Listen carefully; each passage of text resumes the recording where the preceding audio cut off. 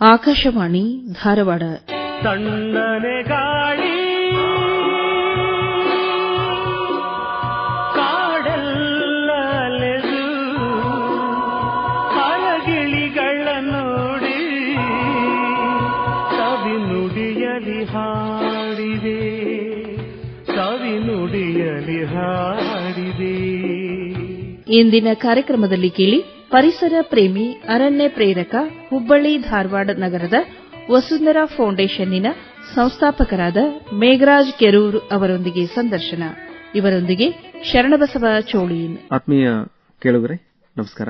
ನಿಸರ್ಗ ಅಂದ್ರೆ ನಮಗೆಲ್ಲ ಬಹಳ ಪ್ರೀತಿ. ಬೆಳಗ್ಗೆ ವಾಕಿಂಗ್ ಹೋಗ್ಲಿಕ್ಕೆ ಎಂಥ ಒಂಥರ ಸಂತೋಷ. ಯಾಕಂದ್ರೆ ನಿರ್ಮಲಾದ ವಾತಾವರಣ, ಸ್ವಚ್ಛವಾದ ಗಾಳಿ, ತಂಪಾದ ನೆರಳಿನ ವಾತಾವರಣ, ವಾಹನಗಳ ಓಡಾಟ ಕಡಿಮೆ ಇರ್ತದೆ. ಹೀಗಾಗಿ ಮನಸ್ಸನ್ನು ಅರಳಿಸುವಂತಹ ಒಂದು ವಾತಾವರಣ ಅಂದ್ರೆ ನಿಸರ್ಗನೇ ಹಾಗೆ.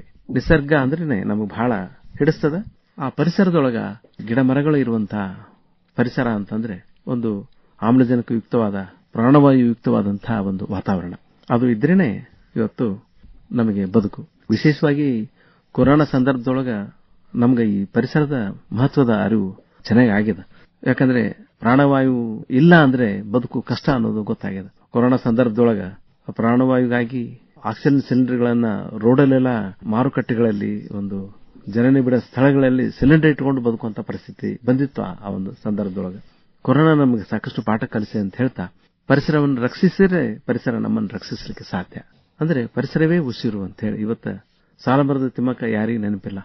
ಸಾಲಮರದ ತಿಮ್ಮಕ್ಕ ಪದ್ಮಶ್ರೀ ಪ್ರಶಸ್ತಿಯನ್ನು ಪಡ್ಕೊಂಡ್ರು. ಮತ್ತೆ ಒಂದು ಗಿಡಮರಗಳ ಉಳಿವಿಗಾಗಿ ಲಕ್ಷಾಂತರ ಗಿಡಗಳನ್ನು ಬೆಳೆಸಿ ಮಾನವ ಸಮುದಾಯಕ್ಕೆ ದೊಡ್ಡ ಉಪಕಾರವನ್ನು ಮಾಡಿದ್ದಾರೆ. ಈ ಸಂದರ್ಭದೊಳಗೆ ನಮ್ಮ ಜೊತೆಗೊಬ್ಬರು ಪರಿಸರ ಪ್ರೇರಕರಿದ್ದಾರೆ, ಶ್ರೀಯುತ ಮೇಘರಾಜ್ ಕೆರೂರ್ ಅವರು. ಮೇಘರಾಜ್ ಕೆರೂರ್ ಅವರು ತಮ್ಮ ಒಂದು ಸಣ್ಣ ಉದ್ಯಮದ ಜೊತೆಗೆ ಒಂದು ಪರಿಸರ ಪ್ರೇಮಿಯಾಗಿ ಹೊರಹೊಮ್ಮಿದ್ದಾರೆ. ಮತ್ತೆ ಪರಿಸರ ಬೆಳೆಸೋ ನಿಟ್ಟಿನೊಳಗ ನಾವೇನ್ ಮಾಡ್ಲಿಕ್ಕೆ ಸಾಧ್ಯ ಅಂತ ಹೇಳಿ ವಿಚಾರ ಮಾಡ್ತಾ ಪರಿಸರ ಸಂರಕ್ಷಣೆಯನ್ನೇ ತಮ್ಮ ಬದುಕಿನ ಗುರಿಯಾಗಿ ಮಾಡಿಕೊಂಡು 20,000ಕ್ಕಿಂತ ಹೆಚ್ಚು ಸಸಿಗಳನ್ನು ನೆಟ್ಟು ಈ ಭಾಗದೊಳಗ ಒಂದು ದಾಖಲೆಯನ್ನ ಮಾಡಿದ್ದಾರೆ. ಇವರ ಪರಿಸರ ಪ್ರೇಮವನ್ನ ಗುರುತಿಸಿದಂತಹ ಪ್ರೇಮ್ಜಿ ಫೌಂಡೇಶನ್ ಮತ್ತೆ PNG media communications Premji achievers award 2025 ಅಂತ ಹೇಳಿ, ಮತ್ತೆ ಯೂನಿವರ್ಸಲ್ ನ್ಯೂಸ್ ಸಹಯೋಗದೊಳಗ ಪರಿಸರ ರತ್ನ ರಾಜ್ಯ ಪ್ರಶಸ್ತಿಯನ್ನು ಕೂಡ ನೀಡಿದೆ. ಇದರಿಂದ ಇನ್ನೂ ಹುಮ್ಮಸ್ಸನ್ನ ಪಡೆದಿರುವಂತಹ ಶ್ರೀಯುತ ಮೇಘರಾಜ್ ಅವರು ಇವತ್ತು ಒಬ್ಬ ಪರಿಸರ ಪ್ರೇಮಿಯಾಗಿ ನಮ್ಮ ಆಕಾಶವಾಣಿಯೊಳಗೂ ಕೂಡ ಮಿಯಾಕಿ ಒಂದು ಅರಣ್ಯವನ್ನ ಬೆಳೆಸಿದ್ದಾರೆ. ಅವ್ರ ಜೊತೆಯಾಗಿ ನಿಂತಿರುವಂತಹದ್ದು ವಸುಂಧರಾ ಫೌಂಡೇಶನ್. ವಸುಂಧರಾ ಫೌಂಡೇಶನ್ ಸಂಸ್ಥಾಪಕರಾಗಿ ಅವರು ಇವತ್ತು ಹುಬ್ಬಳ್ಳಿ ಧಾರವಾಡದ ಎಲ್ಲೆಡೆ ಒಂದು ಪರಿಸರ ಜಾಗೃತಿಯನ್ನ ಉಂಟು ಮಾಡಲಿಕ್ಕೆ ಪ್ರಯತ್ನ ಮಾಡ್ತಾ ಇದ್ದಾರೆ. ಇವತ್ತು ನಮ್ಮ ಅತಿಥಿಯಾಗಿ ನಮ್ಮ ಸ್ಟುಡಿಯೋದಲ್ಲಿದ್ದಾರೆ. ನಿಮ್ಮೆಲ್ಲರ ಪರವಾಗಿ ಆತ್ಮೀಯ ಕೇಳುಗರೆ ಮೇಘರಾಜ್ ಕೆರೂರ್ ಅವರನ್ನ ಸ್ವಾಗತ ಮಾಡ್ತಾ ಇದ್ದೇವೆ. ನಮಸ್ಕಾರ ಮೇಘರಾಜ್ ಅವರೇ. ನಮಸ್ಕಾರ. ಸ್ವಾಗತ, ಸುಸ್ವಾಗತ ರೀ. ಧನ್ಯವಾದ ಸರ್. ನಿಮ್ಮನ್ನು ನೋಡಿದ್ರೆ ಸಂತೋಷ ಆಗುತ್ತೆ. ಯಾಕಂದ್ರೆ ನೀವು ನಮ್ಮ ಆಕಾಶವಾಣಿಗೆ ಬಂದ ನಂತರ ಮಿಯಾಕಿ ಅರಣ್ಯವನ್ನ ನೀವು ಸೃಷ್ಟಿ ಮಾಡಿದ್ರಿ, 1,000 ಗಿಡಗಳನ್ನು ನಡೆಸಿದ್ರಿ. ಇವತ್ತು ನಮ್ಮ ಆಕಾಶವಾಣಿಯ ಪರಿಸರವೇ ಬದಲಾಗಿದೆ. ನಿಮಗೆ ಅಭಿನಂದನೆಗಳನ್ನು ಸಲ್ಲಿಸ್ತೀವಿ, ಮತ್ತೆ ನಿಮಗೆ ಧನ್ಯವಾದಗಳನ್ನು ಸಲ್ಲಿಸ್ತೀವಿ. ನೀವು ನಮಗೆ ಒಬ್ಬ ಆಶ್ಚರ್ಯಕರ ವ್ಯಕ್ತಿಯಾಗಿ ಕಂಗೊಳಿಸ್ತೀರಿ. ಯಾಕಂದ್ರೆ ಇವತ್ತು ಸ್ವಾರ್ಥ ಸಮಾಜ, ತಾನು, ತನ್ನದು, ತಮ್ಮ ಕುಟುಂಬ ಅಂತ ಹೇಳಿ ನಾವು ಸ್ವಾರ್ಥಪರ ಜೀವನದಲ್ಲಿ ನಮ್ಮನ್ನು ನಾವು ಕಳ್ಕೊಂಡಿದ್ದೀವಿ. ಮತ್ತೆ ಪರಿಸರ ಕುರಿತಂತೆ ನಾವು ವಿಚಾರಣೆ ಮಾಡೋದಿಲ್ಲ. ಎಲ್ಲಿ ಬೇಕೆಲ್ಲ ಪ್ಲಾಸ್ಟಿಕ್ ಹೋಗುವಂತವ್ರ ಜನ ಬಹಳ ಆಗಿದ್ದಾರೆ. ಅಂದ್ರೆ ನಮ್ಮ ಒಂದು ಗುರುತರ ಜವಾಬ್ದಾರಿ ಏನಿದೆ, ಪರಿಸರ ಕುರಿತಂತೆ ಕಾಳಜಿಯನ್ನು ಏನು ವ್ಯಕ್ತಪಡಿಸಬೇಕು, ಈ ಕುರಿತಂತೆ ನಮ್ಮಲ್ಲಿ ಅರಿವು ಇನ್ನೂ ಬಹಳ ಆಗಬೇಕಾಗಿದೆ.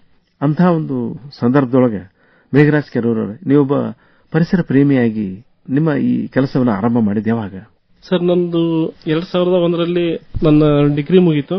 ಪದವಿ ಮುಗಿದ್ಮೇಲೆ ನಾನು CA ಹತ್ರ ಜಾಬ್ ಮಾಡ್ತಾ ಒಂದು 2-3 ವರ್ಷ ಮಾಡಿದೆ. ಆಮೇಲೆ ಒಂದು 10 ವರ್ಷ ಪ್ರೈವೇಟ್ ನಲ್ಲಿ ಅಡ್ಮಿನಿಸ್ಟ್ರೇಟರ್ ಹಾಗೂ ಅಕೌಂಟೆಂಟ್ ಆಗಿ ಕೆಲಸ ನಿರ್ವಹಿಸ್ತಾ ನನಗೂ ಪರಿಸರ ಕಾಳಜಿ ಅಂತ ಹೇಳಿ ನಂದು ಒಂದು ಒಲವು ಮೂಡಿತು. ಸಾಲುಮರ ತಿಮ್ಮಕ್ಕ ಅವರ ಪ್ರೇರಣೆಯಿಂದ ನಾನು ಕಳೆದ 10 ವರ್ಷಗಳಿಂದ ಒಂದು ಸಂಸ್ಥೆಯನ್ನು ನಿರ್ಮಾಣ ಮಾಡಿ, ಹಾಗೆ ಮೊದಲಿಗೆ ಸಣ್ಣ ಪುಟ್ಟ ನಮ್ಮ ತಂದೆಯವರು, ನಮ್ಮ ಚಿಕ್ಕಪ್ಪನವರು, ನಮ್ಮ ಮನೆಯ ಹತ್ತಿರ ದೇವಸ್ಥಾನ ಇತ್ತು, ಅಲ್ಲಿ ಸುತ್ತಲೂ ಗಿಡಗಳನ್ನು, ತೆಂಗಿನ ಗಿಡ, ಬಾಳೆ ಗಿಡಗಳನ್ನೆಲ್ಲ ನೆಟ್ಟು ಅವರು ಕೆಲಸ ಕಾರ್ಯಗಳನ್ನು ಮಾಡ್ತಿದ್ವಿ ಚಿಕ್ಕ ಪುಟ್ಟ. ಕಳೆದ 10 ವರ್ಷದಿಂದ ನಾವು ದೊಡ್ಡ ಪ್ರಮಾಣದಲ್ಲಿ ಇದನ್ನ ಹುಬ್ಬಳ್ಳಿ ಧಾರವಾಡ ನಗರದಲ್ಲಿ ಪರಿಸರ ಕಾಳಜಿಗಾಗಿ ಒಂದು ಸಂಸ್ಥೆಯನ್ನು ಮಾಡಿ ವಸುಂಧರಾ ಫೌಂಡೇಶನ್ ಅಂತೇಳಿ ಒಂದು ಸಂಸ್ಥೆಯನ್ನು ಹುಟ್ಟುಹಾಕಿ ಜೊತೆಗೆ ನಮ್ಮ ಸ್ನೇಹಿತರು, ಕುಟುಂಬದವರು, ಹಿತೈಷಿಗಳು ಎಲ್ಲರೂ ಸೇರಿ ನಾವು ಒಂದು ಸಂಸ್ಥೆ ನಿರ್ಮಾಣ ಮಾಡಿದ್ರೆ ಅದೊಂದು ದಾರಿಯಲ್ಲಿ ಹೋಗಬಹುದು ನಾವು ಒಂದು ಅಂತ ಹೇಳಿ ನಾವು ವಿಚಾರ ಮಾಡಿ ಹುಬ್ಬಳ್ಳಿಯಲ್ಲಿ ನಾವು ಇದನ್ನು ಮಾಡಿದ್ವಿ. ಇದರ ಅಡಿ ನಕ್ಷತ್ರವನ, ನವಗ್ರಹವನ, ರಾಶಿವನ ಮತ್ತು ಔಷಧೀಯ ವನ, ಸಾಲುಮರ ತಿಮ್ಮಕ್ಕ ಪ್ರೇರಣೆ ಸಾಲುಮರಗಳಂತೇಳಿ 150 ಹುಬ್ಬಳ್ಳಿಯ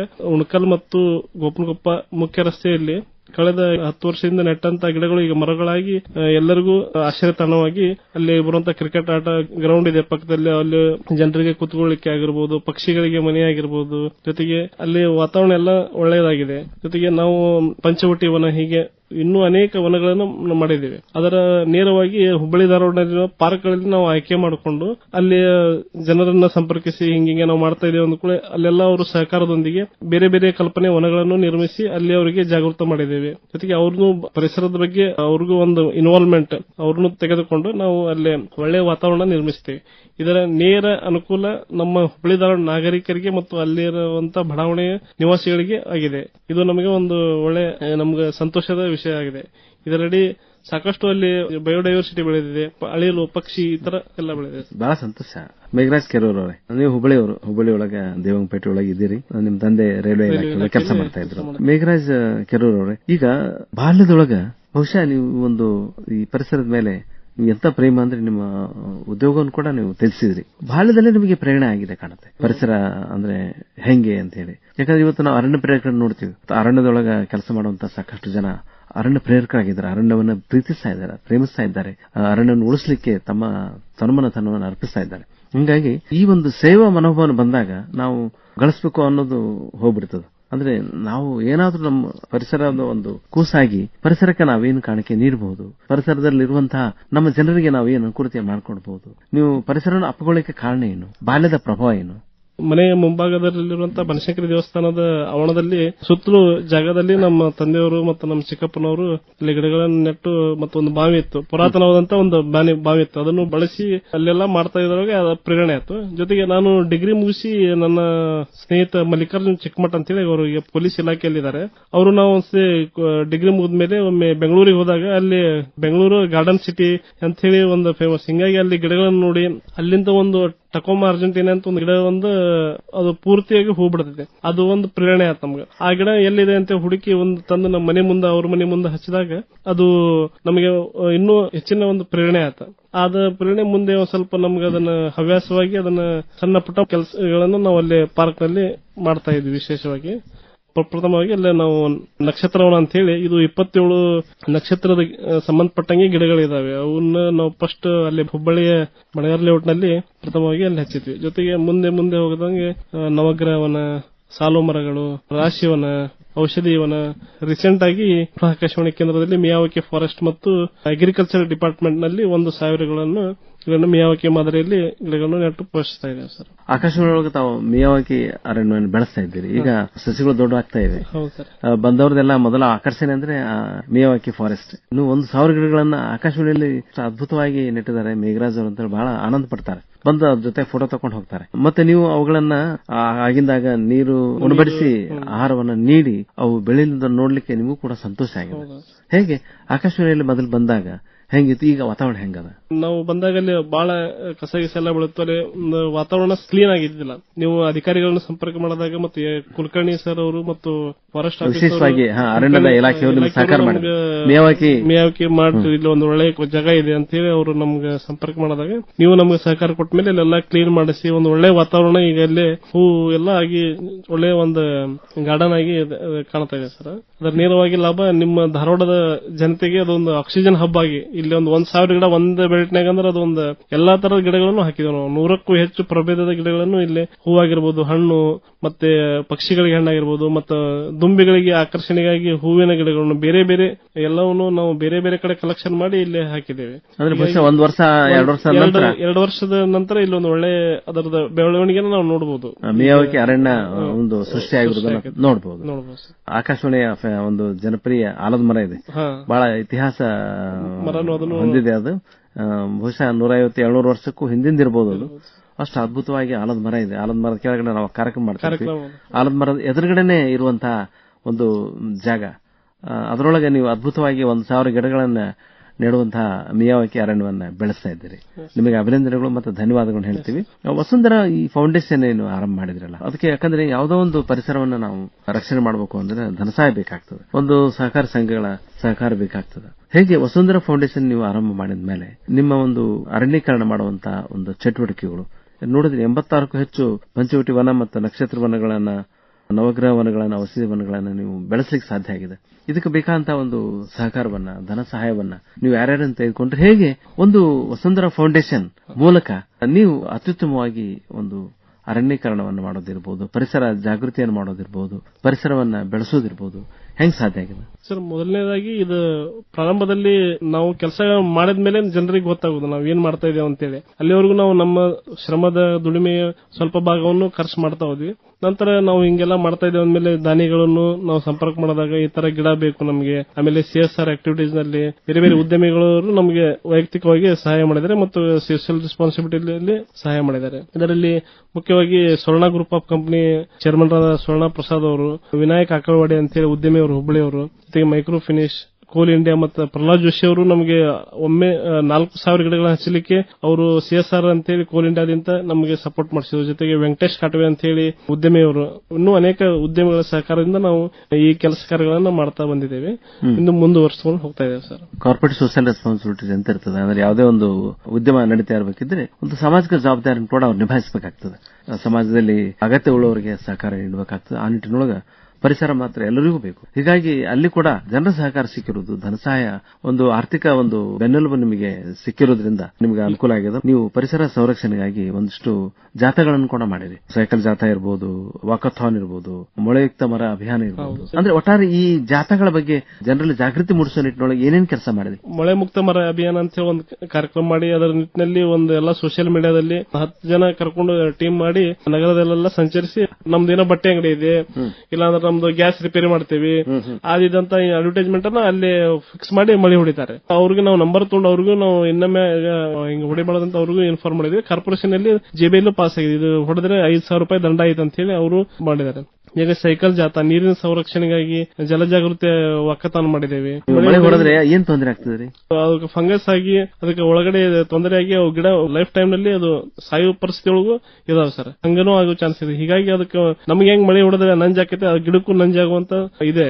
ಹೀಗಾಗಿ ಅವಕ್ಕೆ ಹೊಡೆಯಬಾರದಂತೆ ನಾವು ಅಭಿಯಾನ ಮಾಡಿ ಎಲ್ಲರಿಗೂ ನಾವು ಜಾಗೃತವನ್ನು ಮಾಡಿದ್ದೇವೆ ಸರ್. ಸೈಕಲ್ ಜಾಥಾ ವಾಕಥಾನ್ ಬಗ್ಗೆ ಏನು ಇಷ್ಟೆಲ್ಲ ಹೊರಗಡೆ ಎಲ್ಲ ಸೈಕಲ್ ತಗೊಂಡು ಮನೆ ಮನೆಗೆ ಹೋಗ್ತಿದ್ರಿ? ಇಲ್ಲ ಸರ್, ಇದು ಒಂದು ಮೂಮೆಂಟ್ ಅಂತ ಹೇಳಿ ನಾವು ಜಲಜಾಗೃತಿ ಬಗ್ಗೆ, ಪರಿಸರ ಸಂರಕ್ಷಣೆ ಒಂದು ಸೈಕಲ್ ಜಾಥಾ ಅಂತ ಹೇಳಿ ಲ್ಯಾಮಿಟನ್ ಸ್ಕೂಲ್ ಹುಬ್ಬಳ್ಳಿಯಲ್ಲಿ ಮಾಡಿ ಇದನ್ನು ಎಲ್ಲ ವಿದ್ಯಾರ್ಥಿಗಳು ಪಾಲ್ಗೊಂಡಿದ್ರು. ಅದರದ ಜಾಥಾ ನಂತರ ವಿದ್ಯಾರ್ಥಿಗಳಿಗೆ ರಿಸೋರ್ಸ್ ಪರ್ಸನ್ ಕಡೆಯಿಂದ ನಾವು ಪರಿಸರ ಸಂರಕ್ಷಣೆ ಕುರಿತಾಗಿ ವಿಷಯಗಳನ್ನ ಅವರಿಗೆ ಮನಮುಟ್ಟುವಾಗಿ ಹೇಳಿದ್ವಿ. ಜೊತೆಗೆ ಎಲ್ಲ ಸೋಷಿಯಲ್ ಮೀಡಿಯಾದಲ್ಲಿ ಅದನ್ನು ನಾವು ಸರ್ಕ್ಯುಲೇಟ್ ಮಾಡಿದಾಗ ಜನರು ಮಾಸ್ ಒಳಗಾಗಿ ಪರಿವರ್ತನೆ ಅಥವಾ ಅವರು ಅನುಕರಣೆ ಮಾಡಿ ಒಳ್ಳೆ ವಿಷಯಗಳನ್ನ ಅವರು ಪಾಲನೆ ಮಾಡ್ಕೊಂಡು ಬರುವಂತದ್ದು ಗಮನಕ್ಕೆ ಬಂದಿದೆ ಸರ್.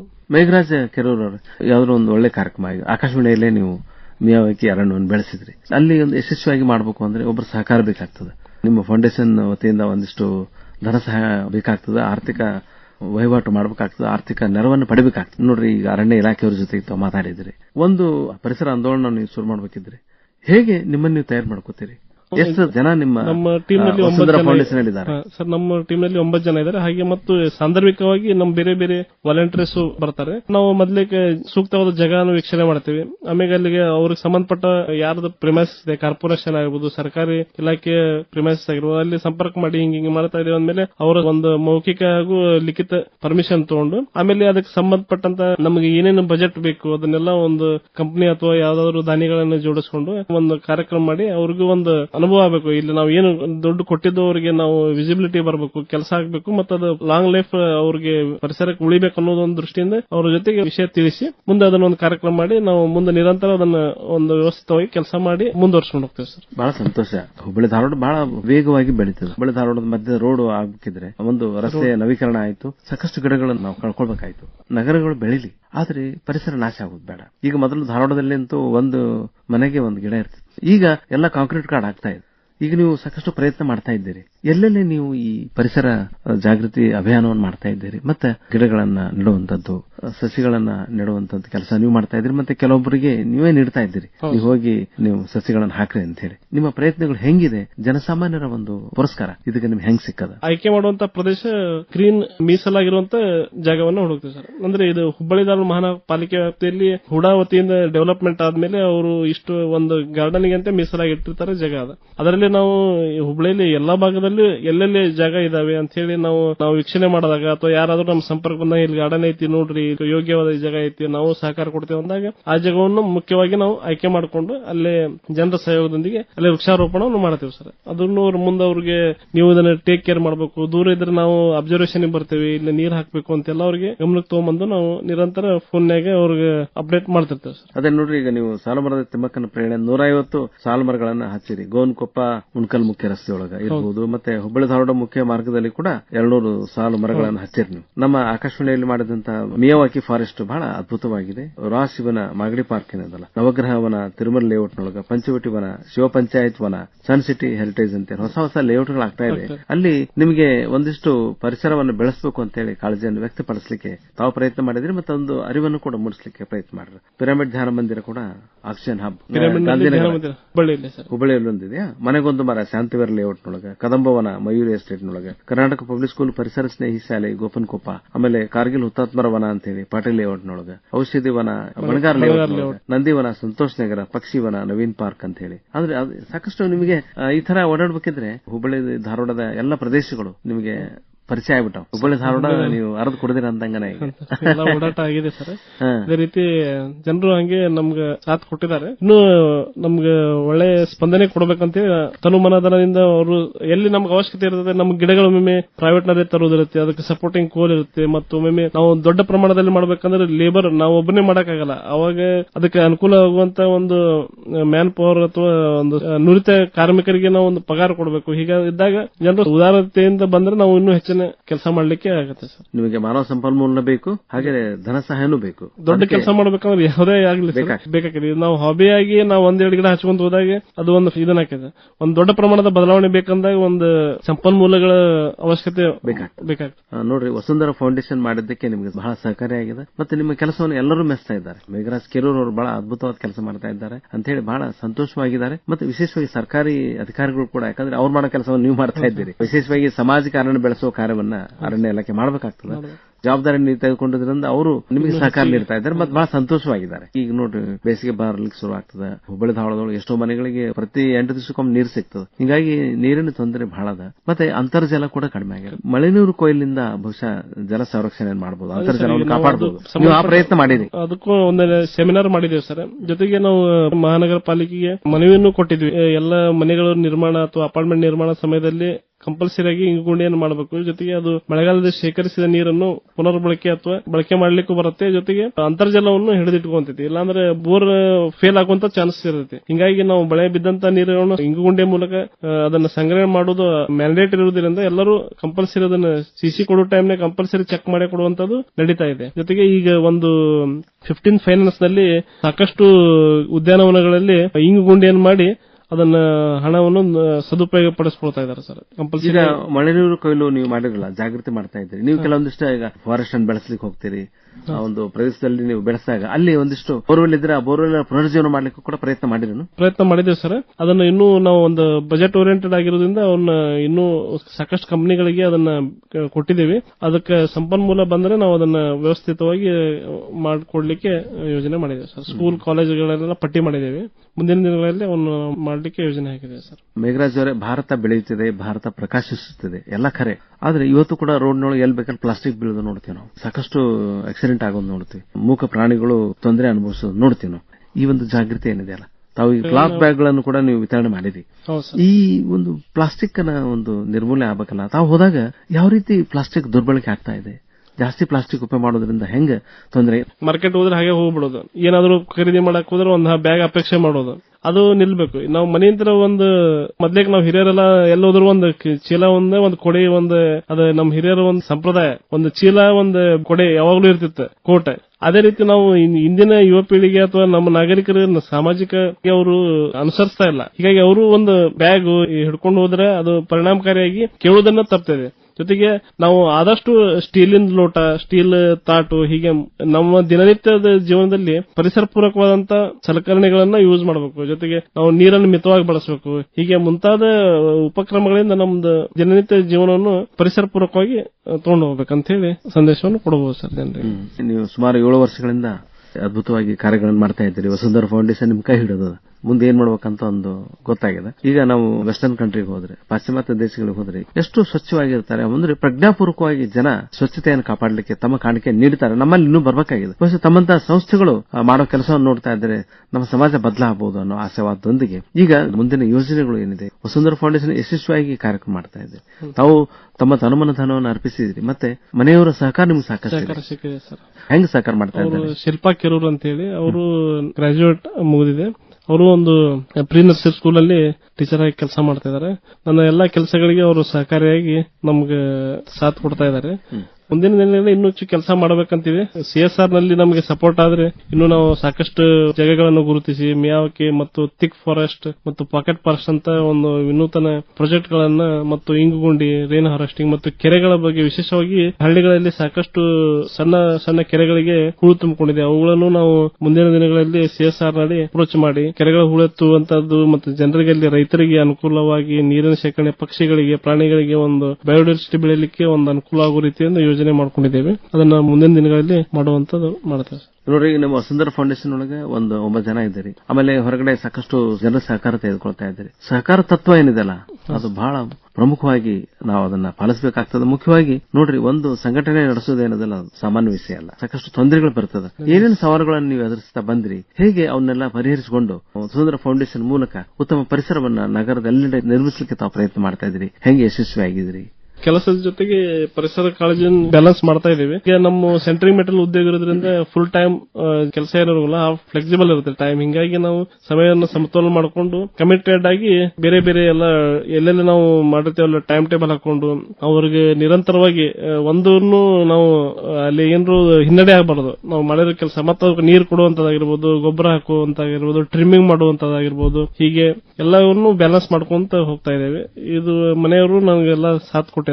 ಆರ್ಥಿಕವಾಗಿ ಒಂದು ಸ್ವಲ್ಪ ವ್ಯತ್ಯಾಸ ಆಗಿದ್ರು ನಾವು ಮುಂದಿನ ದಿನಗಳಲ್ಲಿ ನಮ್ಮ ಸಮಾಜಕ್ಕೆ ಒಳ್ಳೆಯ ಒಂದು ಮೆಸೇಜ್ ಕೊಡಬೇಕು. ಜೊತೆಗೆ ಪರಿಸರ ನಮ್ಮ ಹುಬ್ಬಳ್ಳಿ ಧಾರವಾಡದ ಒಳ್ಳೇದಾಗ್ಲಿ, ಮುಂದಿನ ನಮ್ಮ ಜನರೇಷನ್ ಅನ್ನೋ ದೃಷ್ಟಿಯಿಂದ ನಾವು ಯಾವುದನ್ನು ಅಪೇಕ್ಷೆ ಪಡದೆ ಕೆಲಸ ಮಾಡ್ತಾ ಇದ್ದೇವೆ. ಗಿಡ ನೆಡೋದು ಮುಖ್ಯ ಅಲ್ಲ, ಅದನ್ನ ಸಂರಕ್ಷಣೆ ಮಾಡೋದು, ಅದನ್ನ ಬೆಳೆಸೋದು. ಸಾಲಮರ ತಿಮ್ಮಕ್ಕ ಹೆಸರಾಗಿದ್ದೆ ಅದಕ್ಕೆ. ಹೆಮ್ಮರವಾಗಿವರೆಗೂ ನೀರ್ ಹಾಕೋ ಕೆಲಸವನ್ನು ಮಾಡ್ತಾರೆ. ನೀರ್ ಸಿಗದೇ ಇರುವಂತ ತಮ್ಮೂರೊಳಗ ಅಷ್ಟು ಅದ್ಭುತವಾಗಿ ಗಿಡಗಳನ್ನ ಬೆಳೆಸಿ ಹೆಮ್ಮರವಾಗಿ ನೋಡೋದನ್ನ ಇದೆಯಲ್ಲ, ಅದಕ್ಕೆ ಒಂದು ನೀವು ಫೌಂಡೇಶನ್ ಇಂದ ನೀವು ಕೆಲಸ ಮಾಡ್ತೀರಿ. ಸಾಕಷ್ಟು ಜನರ ಸಹಕಾರ ನಿಮ್ಗೆ ಸಿಕ್ಕದ ನೋಡ್ರಿ. ಅದಕ್ಕೆ ಒಂದಿಷ್ಟು ಆರಂಭಿಕವಾಗಿ ನೀವು ತೆಗೆಯೋದಿರ್ಬೋದು, ಆಮೇಲೆ ಗೊಬ್ಬರ ಹಾಕೋದಿರ್ಬೋದು, ಆಮೇಲೆ ಕಾಲಕ್ಕೆ ನೀರ್ ಬಿಡೋದಿರ್ಬೋದು, ಮತ್ತೊಂದಿಷ್ಟು ಏನಾರ ಔಷಧ ಹಾಳಾಗಬಾರ್ದು ಮಾಡೋದು, ಈ ಮೇಂಟೆನೆನ್ಸ್ ಕೆಲಸ ಇರ್ತದಲ್ಲ. ಒಂದು ವಸುಂಧರಾ ಫೌಂಡೇಶನ್ ಜೊತೆಗೆ ತಾವು ಇದಿರಲ್ಲ, ತಮ್ಮ ಜೊತೆಗೆ ಇರೋರು ಹೇಗೆ ಸಂಪನ್ಮೂಲ ವ್ಯಕ್ತಿಗಳಾಗಿದ್ದಾರೆ, ಮತ್ತೆ ಹೇಗೆ ಅವರೆಲ್ಲರ ಸಹಕಾರ ನಿಮ್ಗದ? ಇದರಲ್ಲಿ ಮುಖ್ಯವಾಗಿ ನಮ್ಮ ಸದಸ್ಯರ ಜೊತೆಗೆ ನಮ್ಮ ಸ್ಕಿಲ್ ಲೇಬರ್ ಅಂತ ಖಾಜಾ ಮೈನುದ್ದೀನ್ ಅಂತೇಳಿ ನಿರಂತರವಾಗಿ ನಮ್ಮ ಜೊತೆಗೆ ಇರ್ತಾನೆ. ಅವನು ಎಲ್ಲಾ ಕೆಲಸಗಳನ್ನು ಅಚ್ಚುಕಟ್ಟಾಗಿ ಮಾಡ್ಕೊಂಡು ಬಂದಿದ್ದಾನೆ. ಇಲ್ಲಿವರೆಗೂ ನಮ್ಮ ಒಂದು ದಶಕದ ಕೆಲಸದಲ್ಲಿ ಅವನು ಸಂಪೂರ್ಣವಾಗಿ ನಮ್ಗೆ ಕೈಯಲ್ಲಿ ಕೆಲಸ ಮಾಡ್ತಾ ಒಂದು ಚಿಕ್ಕ ಪಗಾರ ಕೊಟ್ಟರು ಅವನಿಗೆ ಎಲ್ಲವನ್ನು ಒಳ್ಳೆ ರೀತಿಯಾಗಿ ನಿರ್ವಹಿಸಿಕೊಂಡು ಬರ್ತಾ ಇದ್ದಾನೆ ಸರ್ ಎಲ್ಲ ಕಡೆಯಿಂದ. ಅದ್ಭುತ. ಅಂದ್ರೆ ನಿಮ್ಮ ಮನೆಯವರ ಸಹಕಾರ ಇದೆ, ಹಾಗೇನೆ ಒಂದು ಕೆಲಸಗಾರರ ಸಹಕಾರ ಇದೆ, ಆಮೇಲೆ ಸಂಘಟಕರು ನಮ್ಮ ಪರಿಸರವನ್ನು ಸ್ವಚ್ಛ ಮಾಡಿ ನಮ್ಮ ಪರಿಸರದೊಳಗೆ ನೀವು ಗಿಡಗಳನ್ನು ನೆಡ್ರಿ ಅಂತೇಳಿ ಯಾರು ನಿಮಗೆ ಮುಂದೆ ಕರೆದು ಅವಕಾಶ ಕೊಟ್ಟಿರ್ತಾರೆ, ಅವರು ಕೂಡ ನಿಮ್ಗೆ ಸಹಕಾರ ಮಾಡಿದ್ದಾರೆ. ಅಂದ್ರೆ ಎರಡು ಕೈ ಕೂಡಿದ್ರೆ ನೀವು ಒಬ್ಬರೇ ಮನಸ್ಸು ಮಾಡಿದ್ರೆ ನಿಮ್ಗೆ ಅದು ಅನುಭವ ಅದ. ಸಮಾಜದಿಂದ ಏನು ಸಹಕಾರವನ್ನು ಅಪೇಕ್ಷೆ ಮಾಡ್ತೀರಿ? ಈಗ ನಾವು ಮಾಡಿದಂತ ಕೆಲಸಗಳನ್ನು ಮುಂದೆ ಅವರು ನಿರ್ವಹಿಸಿಕೊಂಡು ಹೋಗುವುದು ಅವ್ರದ್ದು ಮುಖ್ಯವಾದಂತ ಕೆಲಸ ಆಗಿದೆ ಸರ್. ಈಗ ಅವ್ರದ್ದು ಒಂದು ಸಾಮಾಜಿಕ ಜವಾಬ್ದಾರಿ ಆಗಿರುತ್ತೆ. ನಾವು ಬಂದು ಗಿಡ ನೆಟ್ಟು ಅವರಿಗೆ ಎಲ್ಲ ಅದರ ಬಗ್ಗೆ ವಿವರಣೆ ಮತ್ತು ಸಂರಕ್ಷಣೆ ಮಾಡ್ಬೇಕಂತೆಲ್ಲ ಅವ್ರಿಗೆ ತಿಳಿಸಿಕೊಟ್ಟಾಗ ಅದನ್ನ ಅವ್ರು ನಿರಂತರ ಅದರ ಇನ್ವಾಲ್ವ್ಮೆಂಟ್ ಆಗಿ ಮಾಡೋದು ಅವರು ಒಂದು ಕರ್ತವ್ಯ ಆಗಿರುತ್ತೆ. ಬಹಳ ಸಂತೋಷ ಮೇಘರಾಜ್ ಕೆರೂರ್ ಅವರೇ. ನೋಡ್ರಿ, ಒಬ್ಬ ಮಧ್ಯಮ ಕುಟುಂಬದಿಂದ ಬಂದರೂ ಕೂಡ ನಿಮಗೆ ಸಾಕಷ್ಟು ಆರ್ಥಿಕ ತೊಂದರೆಗಳಿದ್ರೂ ಕೂಡ ನೀವು ಇಷ್ಟು ಯಶಸ್ವಿಯಾಗಿ ನೀವು ಕೆಲಸಗಳನ್ನು ಮಾಡ್ತಾ ಬಂದಿರಿ. ಮತ್ತೆ ನಿಮಗೆ ಸಾಕಷ್ಟು ಪ್ರಶಸ್ತಿಗಳು ಕೂಡ ಬಂದವು.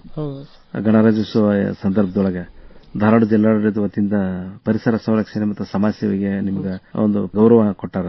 ಕನ್ನಡ ರಾಜ್ಯೋತ್ಸವ ಪ್ರಶಸ್ತಿಯನ್ನ ಅಂದ್ರೆ ಧೀಮಂತ ಸನ್ಮಾನ ಕೂಡ ಒಂದು ಹುಬ್ಬಳ್ಳಿ ಧಾರವಾಡ ಮಹಾನಗರ ಪಾಲಿಕೆ ವತಿಯಿಂದ ನಿಮಗೆ ಸಿಕ್ಕದ. ವಿಜಯ ಕರ್ನಾಟಕ ವತಿಯಿಂದ ಮಹಾನಗರ ಪರಿಸರ ಸಾಧಕ ಪ್ರಶಸ್ತಿ ಮತ್ತೆ ತೋಟಗಾರಿಕೆ ಇಲಾಖೆಯಿಂದ ರಾಷ್ಟ್ರೀಯ ವನ ನಿರ್ಮಾಣಕ್ಕೆ ಪ್ರಥಮ ಸ್ಥಾನ ಪ್ರಶಸ್ತಿ ಬಂದಿದೆ. ವಿವಿಧ ಸಂಘ ಸಂಸ್ಥೆಗಳಿಂದ ಸಾಕಷ್ಟು ಗೌರವಗಳು ನಿಮ್ ಜೊತೆ ಇದೆ. ಈಗ ನೋಡಿ, ನಿಮಗೆ ಏನಾದ್ರು ಒಂದು ಮುಂದೆ ದೊಡ್ಡ ಕೆಲಸ ಮಾಡಬೇಕು ಅಂತಂದ್ರೆ ವಸುಂಧರಾ ಫೌಂಡೇಶನ್ ಒಂದೇ ಮಾಡಿದ್ರೆ ಆಗೋಲ್ಲ. ಜೊತೆಗೆ ಸಾಕಷ್ಟು ನಿಮಗೆ ನಗರದ ಗಣ್ಯಮಾನರು ಮತ್ತೆ ಉದ್ಯಮಿದಾರರು, ಪರಿಸರ ಕಾಳಜಿಯುಳ್ಳವರು ಸಹಕಾರ ನೀಡಬೇಕಾಗ್ತದೆ. ಹಿಂಗ ಏನು ಸಮಾಜಮುಖಿ ಕಾರ್ಯ ಮಾಡಲಿಕ್ಕೆ ನಿಮಗೆ ಎಂತಹ ಸಹಕಾರ ಬೇಕಾಗ್ತದೆ ಮತ್ತೆ ಹೇಗೆ ನಿಮ್ಮನ್ನ ಸಹಾಯ ಮಾಡ್ಬೇಕು ಅನ್ನೋರು ಸಂಪರ್ಕಿಸಬೇಕು? ನಿಮ್ಮ ದೂರವಾಣಿ ಸಂಖ್ಯೆ ಹೇಳ್ರಿ, ನಿಮ್ಮ ಒಂದು ಬೇಡಿಕೆ ಏನಿದೆ ಹೇಳಿ. ಈ ಎಲ್ಲ ಕೆಲಸಗಳ ಕಾರ್ಯಗಳನ್ನು ನಾವು ಈಗೇನು ಚರ್ಚೆ ಮಾಡುವಂತ ವಿಷಯಗಳನ್ನು ಇನ್ನೂ ಹೆಚ್ಚಿನ ದೊಡ್ಡ ಪ್ರಮಾಣದಲ್ಲಿ ಮಾಡಬೇಕಂದ್ರೆ ನಮಗೆ CSR ಜೊತೆಗೆ ಗಣ್ಯ ಉದ್ಯಮಿಗಳು ತಮ್ಮ ಪರಿಸರ ಬಗ್ಗೆ ಕಾಳಜಿ ಇದ್ದವರು ಇಲ್ಲಪ್ಪ ನನಗೆ ಈ ಕೆಲಸಗಳ ಬಗ್ಗೆ ಬಹಳ ಅರಿವಿದೆ, ಈ ಕೆಲಸ ಮುಂದುವರಿಬೇಕು ಅಂದಾಗ ಎಲ್ಲರೂ ಒಳ್ಳೇದಾಕೈತೆ ಅಂದ ಮನೋಭಾವನೆಯಿಂದ ದೊಡ್ಡ ದೊಡ್ಡ ಉದ್ಯಮಿಗಳವರು ಇನ್ವಾಲ್ವ್ಮೆಂಟ್ ಆಗಿಲ್ಲಂದ್ರು ಅವ್ರ ಧನ ರೂಪದಲ್ಲಿ ಅವರು ನಮಗೆ ಸಹಾಯ ಮಾಡಬಹುದು. ಜೊತೆಗೆ CSR ಅಂತ ಹೇಳಿದಾನೆ ಅದನ್ನು ಕಂಪನಿಯವರು ನಮಗೆ ಸಹಾಯ ಮಾಡಬಹುದು. ಇದರಿಂದ ನಮಗೆ ಒಟ್ಟಾರೆ ನಾವು ಕೆಲಸಗಳನ್ನು ನಿರ್ವಹಣೆ ಮಾಡ್ಕೊಂಡು ಹೋಗ್ಲಿಕ್ಕೆ ನಮಗೂ ಬಹಳ ಅನುಕೂಲ ಆಗ್ತದೆ ಅಂತ ಹೇಳಿ ನನ್ನ ಅನಿಸಿಕೆ ಸರ್. ನಿಮ್ಮನ್ನ ಹೆಂಗೆ ಸಂಪರ್ಕಿಸಬೇಕು? ಅವರು ನನ್ನ ನಂಬರ್ 9242251219 ನನ್ನ ದೂರವಾಣಿ ಸಂಖ್ಯೆ. ನಾನು ಹುಬ್ಬಳ್ಳಿಯ ದೇವಂಗಪೇಟ್ನಲ್ಲಿ ಇರೋದು. ಮನೆಯನ್ನು 9242251219 ಮೇಘರಾಜ್ ಕೆರೂರ್ನ ಸಂಪರ್ಕಿಸಿ. ಅಂದ್ರೆ ಅವರ ಪರಿಸರ ಕಾಳಜಿಗೆ ಪರಿಸರ ಪ್ರೇರಕರಾಗಿ ಅವರು ಕೆಲಸ ಮಾಡ್ತಾ ಇದ್ದಾರೆ. ನೀವು ಅವರಿಗೆ ಪ್ರೇರಣೆ ನೀಡೋ ನಿಟ್ಟಿನೊಳಗೆ ಮತ್ತು ಸಹಕಾರ ನೀಡೋ ನಿಟ್ಟಿನೊಳಗೆ ನಿಮ್ಗೆ ಏನ್ ಸಹಾಯ ಆಗುತ್ತೆ ಮಾಡಿ ಅಂತ ನಮ್ಮ ಆತ್ಮೀಯ ಕೇಳುಗರನ್ನು ಕೋರ್ಕೊಳ್ತಾ, ಮೇಘರಾಜ್ ಕೆರೂರ್ ಅವರೇ ಅತ್ಯುತ್ತಮ ಪರಿಸರ ಪ್ರೇಮಿಯಾಗಿ ಪರಿಸರ ಪ್ರೇರಕರಾಗಿ ಹುಬ್ಬಳ್ಳಿ ಧಾರವಾಡದ ಮಧ್ಯೆ ಒಂದು ಹಸಿರು ಕ್ರಾಂತಿಯನ್ನು ಮಾಡ್ತಾ ಇರುವಂತೆ ನಿಮಗೆ ನಮ್ಮೆಲ್ಲ ಆತ್ಮೀಯ ಕೇಳುಗರ ಪರವಾಗಿ ಹೃತ್ಪೂರ್ವಕ ಅಭಿನಂದನೆಗಳು, ಧನ್ಯವಾದಗಳು, ನಮಸ್ಕಾರ. ತಮಗೂ ಕೂಡ ಧನ್ಯವಾದಗಳು ಸರ್. ನಮ್ಮನ್ನ ಸಂದರ್ಶನ ಮಾಡಿ ಇಲ್ಲೇ ನನ್ನ ಒಂದು ದಶಕದ ನಿರಂತರ ಕಾರ್ಯಚಟುವಟಿಕೆಗಳನ್ನ ತಮ್ಮ ಮುಂದೆ ಚರ್ಚಿಸಲಿಕ್ಕೆ ಅವಕಾಶ ಕೊಟ್ಟು ಧನ್ಯವಾದಗಳು. ಇನ್ನೇಕೆ ಭೀತಿ, ಭಯವಿಲ್ಲ ನಿಮಗೆ, ವನ ಮೃಗಗಳು ಕ್ಷೇಮ, ಗಿಡ ಮರಗಳು ಕ್ಷೇಮ, ಗಿಡ ಮರಗಳು ಕ್ಷೇಮ. ಇದುವರೆಗೂ ಪರಿಸರ ಪ್ರೇಮಿ ಅರಣ್ಯ ಪ್ರೇರಕ ಹುಬ್ಬಳ್ಳಿ ಧಾರವಾಡ ನಗರದ ವಸುಂಧರಾ ಫೌಂಡೇಶನ್ನಿನ ಸಂಸ್ಥಾಪಕರಾದ ಮೇಘರಾಜ್ ಕೆರೂರ್ ಅವರೊಂದಿಗೆ ಸಂದರ್ಶನ ಕೇಳಿದಿರಿ. ಇವರನ್ನು ಸಂದರ್ಶಿಸಿದವರು ಶರಣಬಸವ ಚೋಡೀನ್.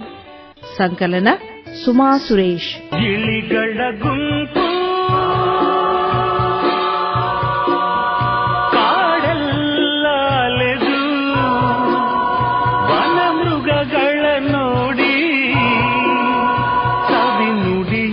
ಹಾಡಿದೆ, ಸವಿ ನುಡಿಯಲಿ ಹಾಡಿದೆ.